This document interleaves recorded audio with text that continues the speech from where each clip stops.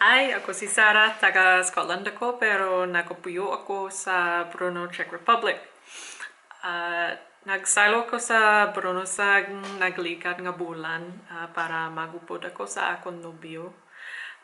Gusto ko kitang siyudad kay makahimo kami damo nga aktibidades sa gwa. Gusto namon magbisikleta kag maglangoy sa sapa. May damo nga pub sa cycle path para mag-inom serbesa kag magkaon burgers. Kung masubo ako kay wala ko kantiende ang lingwahe diri. Nahidlaw kit ko ang akong nanay kag akong tita. Nagatuon ako Ilonggo para makaistorya ko sa ila. Mas mabudlay na sang nagsalo ako, pero makaistorya ako sa ila sa online. Manugsulat ako. Gusto ko kita akong trabaho kay pwede ko mag-star maski diin lang. Pigaro kitang clients ko tungod sa coronavirus, pero subong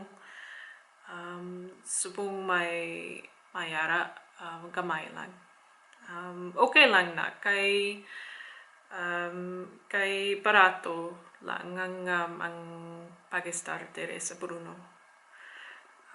Antes ang pandemic, nagsulat ako parte sa biyahe. Nagbisita ko halos 40 ka pungsod, pero Pilipinas ang paborito ko gid. Gusto ko magsagad sa Hiligaynon sa katapusan sang tuig. Kung kantiende ko Hiligaynon, mas maayo ko maintindihan ang akong kultura. Ining base, nagtuon ako upod sa akong nobyo, si Marcel. Nalipay kita ko nga gusto niya magtuon Hiligaynon.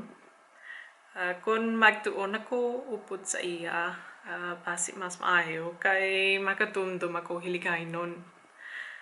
May gana ko magtuon upod sa tanan. Asa sa dason. Bye!